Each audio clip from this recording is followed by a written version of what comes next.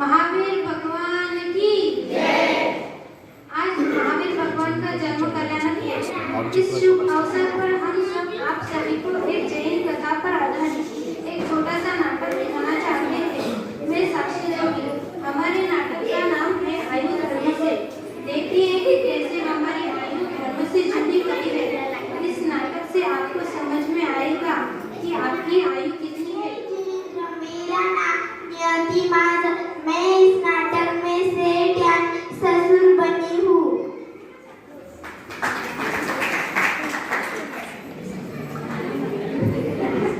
जय जिनेंद्र। मेरा नाम आर्या महाजन। मैं इस नाटक में सेठानी यानी सास बनी हूँ।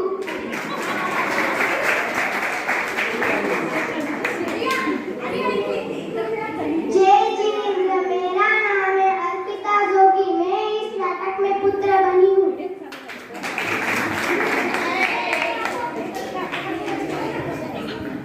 जय जिनेंद्र। मेरा नाम प्राची जोगी। मैं इस नाटक में पुत्रवती बनी हूँ।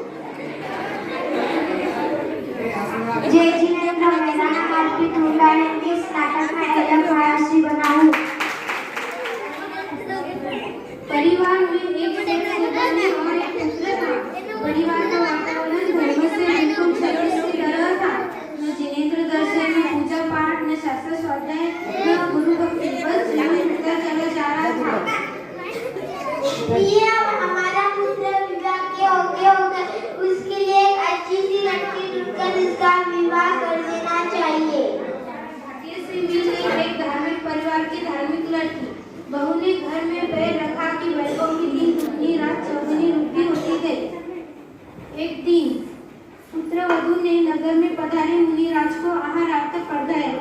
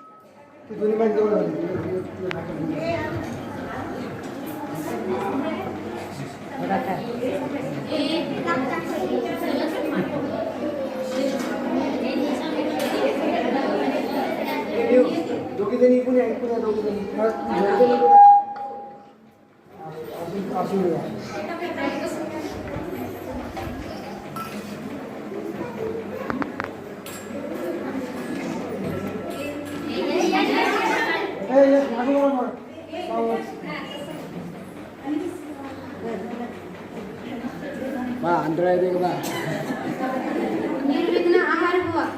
आहार के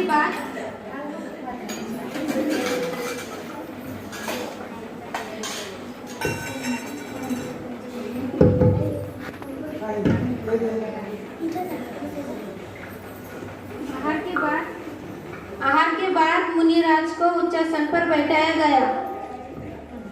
महाराज श्री इतने सवेरे कैसे रहे? बेटी समय का पता ही नहीं था। अरे हाँ, ये तो बता तेरी आयु कितनी? केवल 10 वर्ष। तेरी पति की आयु? केवल 1 वर्ष। बेटी यह तो बता तेरी सासू की उम्र कितनी? केवल 6 महीने। और तेरे ससुर जी की? अभी तक जन्म ही नहीं हुआ महाराज जी। सास, ससुर, पुत्र वधू और महाराज श्री के प्रश्न उत्तर सुनकर एक दूसरे का मुंह ताकने लगे। ससुर साहब ने जन्म ही नहीं लिया तो पुत्र वधू कहाँ से आ गई? और सास की उम्र 6 महीने, पुत्र वधू की उम्र 10 वर्ष। क्या उलट पटांग बातें हो रही हैं इन दोनों में? अंत में एक प्रश्न पूछा। बेटी यह तो बता तेरे ससुराल में ताजा खाते हैं या बासी? बासी महाराज जी। बहू का का यह उत्तर सुनकर तो ससुर जी का पारा सातवें आसमान पर चढ़ गया। चलो चलते हैं। इच्छामी। मुनिराज के चले जाने के बाद उन्होंने बहू को आड़ो हथो लिया। यह क्या अनब शनब बातें कर रही हो?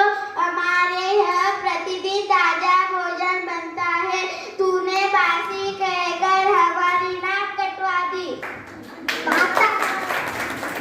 माता जी पिताजी नाराज ना हो, चलो हम महाराज जी के पास चलकर हमारे शंकाओं का समाधान करेंगे। चारों पहुंचे मुनिराज के पास। से पूछा कि इतने सवेरे कैसे आए, यानी इस जवान अवस्था में दीक्षा क्यों ली? मैंने कहा बेटी समय का पता ही नहीं था, यानी आयु का कोई भरोसा नहीं, मालूम मौत का वारंट कब आ जाए। फिर मैंने पूछा तेरी उम्र क्या है? उसने कहा कि 10 वर्ष। ऐसा कहने में उसका अभिप्राय था कि उसके धर्म में रुचि 10 वर्ष से ही हो। इस प्रकार धर्म में रुचि इस पति की 1 वर्ष से ही, सासू की 6 महीने से हो गई है और ससुर जी की रुचि धर्म में अब तक नहीं हुई है, इसलिए उसने कहा अब तक वो पैदा ही नहीं हुए। बात रही बासी खाने की, ऐसा कहने में उसका अभिप्राय था कि हम पुराना पुण्य ही भोग रहे हैं, नए पुण्य का अर्जन नहीं कर रहे हैं। ससुर जी की आंखें खुली और समझ में आया कि जब से हमारे जीवन में धार्मिकता आती है तभी से हमारा जन्म हुआ, ऐसे समझना चाहिए। तभी से हमारी आयु का आकलन होना चाहिए। बिना धर्म के जन्म लेना न लेना बराबर ही है। इच्छा। ससुर जी में ज्ञान जगा और चल दिए कल्याण पथ पर। इस नाटक से आप सभी को यह पता चल गया होगा कि आपकी आयु कितनी और आप बासी खा रहे हैं या ताजा, मतलब कि पुराना पुण्य भोग रहे हैं या जीवन में नए अच्छे पुण्य कर्म का अर्जन कर रहे हैं। महावीर स्वामी के बताए हुए मार्ग पर चलकर हम जीवन में नए पुण्य कर्म कमा कर मोक्ष प्राप्त कर भगवान बन सकते हैं। महावीर जी का क्या संदेश? जियो और जीने दो। अगर इस नाटक में कोई मुझसे भूल हुई होगी तो क्षमा कर देना। जय जी।